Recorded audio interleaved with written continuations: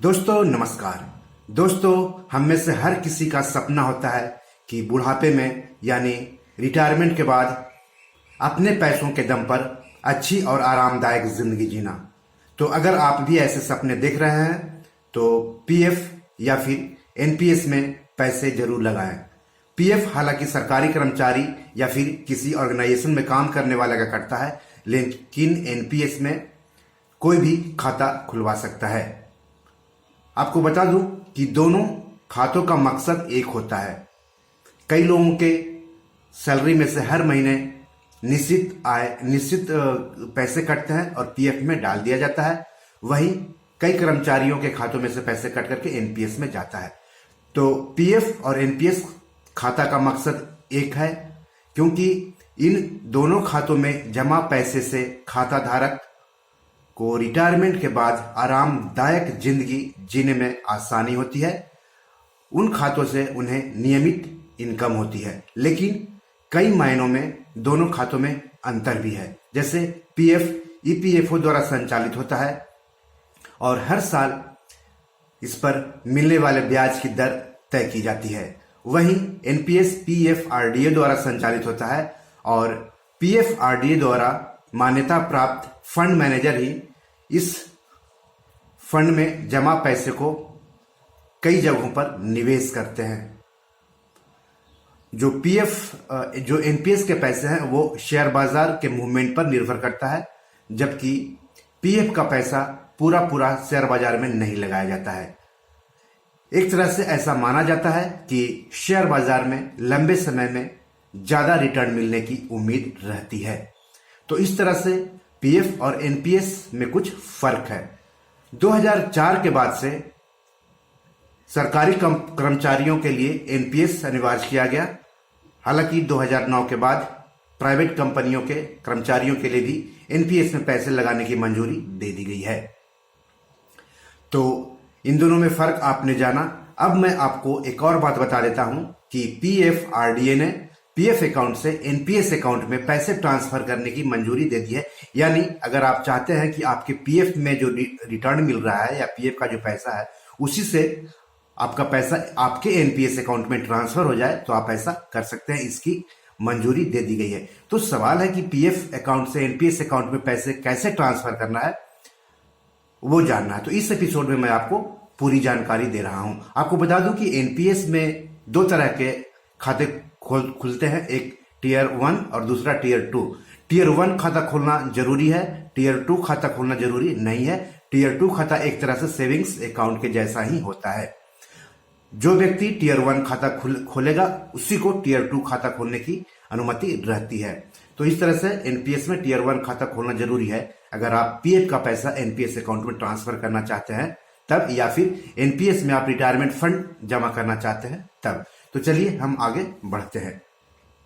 तो pension fund regulatory and development authority यानी PFRDA subscribers को यह अनुमति देता है कि वे अपने फंड एम्प्लॉइज प्रोविडेंट फंड यानी ईपीएफ से नेशनल पेंशन सिस्टम यानी एनपीएस में कुछ शर्तों के साथ ट्रांसफर कर सकते हैं। एनपीएस लॉन्ग टर्म में रिटायरमेंट प्लानिंग का बेहद पॉपुलर विकल्प बनता जा रहा है। हालांकि कई जगहों पर इसका विरोध भी किया जा रहा है। इक्विटी में निवेश के विकल्प की वजह से लंबे समय में निवेशक पीएफ की तुलना में एनपीएस के जरिए ज्यादा रिटर्न हासिल कर सकते हैं, ऐसा माना जाता है।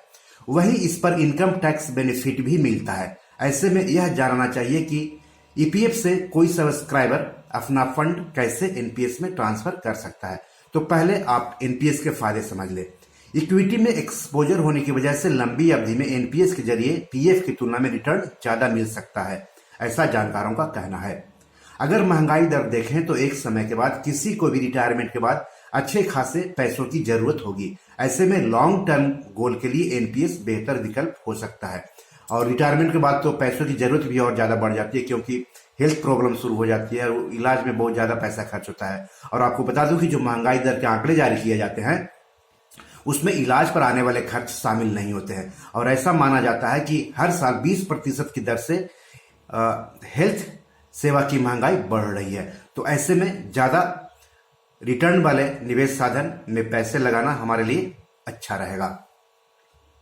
आयकर अधिनियम की धारा 80C के तहत, जो पुराना वाला इनकम टैक्स एक्ट है, उसके तहत आप 1.5 लाख रुपए तक की कटौती का लाभ ले सकते हैं एक वित्त वर्ष में। दूसरी बात यह है कि अब ये ई कैटेगरी में आ गया। ई कैटेगरी का मतलब होता है तीनों मौके पर, मतलब जब आप पैसे जमा करते हैं उस पर भी इनकम टैक्स छूट मिलेगी, और जो आपका रिटर्न बनता है उस पर भी इनकम टैक्स छूट मिलेगी, और जब आप फंड निकालते हैं तो वो भी पूरी तरह से टैक्स मुक्त रहेगी। यानी ई मतलब एग्जेम्प्ट यानी इनकम टैक्स से छूट तीनों चरण में होता है। मतलब निवेश के पैसे, मिलने वाले ब्याज और मैच्योरिटी पर मिलने वाले पैसों पर इनकम टैक्स नहीं लगता है।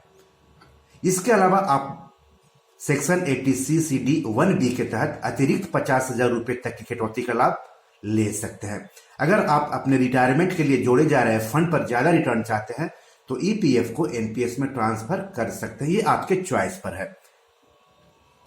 तो सवाल है कि कैसे ट्रांसफर करें। तो अगर आप अपने ईपीएफ फंड को एनपीएस में ट्रांसफर करना चाहते हैं तो आपके पास एक एक्टिव टियर 1 अकाउंट एनपीएस का होना चाहिए। वैकल्पिक तौर पर आप पॉइंट ऑफ प्रेजेंस यानी पीओपी या ई एनपीएस पोर्टल पर जाकर अपना एनपीएस अकाउंट खुलवा सकते हैं।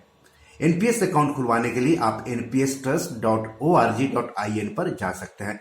वैसे बैंक में भी आप एनपीएस खाता खोल सकते हैं। एनपीएस अकाउंट खुलने के बाद एम्प्लॉयर के पास ट्रांसफर फॉर्म सबमिट करना होता है। एम्प्लॉयर मतलब जहां से आपका पीएफ का पैसा कट रहा है, तो वहां पर जाकर के आप एनपीएस अकाउंट की जानकारी दे दीजिए। आवेदन मिलने के बाद ईपीएफ खाते में शेष राशि के ट्रांसफर को ट्रिगर करेगा। एनपीएस नोडल कार्यालय या पीओपी की ओर से रिटायरमेंट बॉडी द्वारा एक चेक या ड्राफ्ट जारी किया जाएगा। रिटायरमेंट बॉडी मतलब ईपीएफओ द्वारा। एक बार फंड जमा होने के बाद एनपीएस खाता अपडेट हो जाएगा और आपको एनपीएस के साथ रजिस्टर अपने मोबाइल नंबर पर उसी के लिए वेरीफाई अलर्ट मिलेगा। इसके बाद नोडल ऑफिस या पीओपी कर्मचारी के टियर 1 अकाउंट में पैसे अपडेट करता रहेगा। तो इस तरह से आपने एनपीएस खाते के फायदे जाने, और पीएफ से एनपीएस खाते में अगर आप पैसा ट्रांसफर करना चाहते हैं तो उसकी क्या पूरी प्रक्रिया है उसके बारे में आपने जाना। तो आज इतना ही। नमस्कार।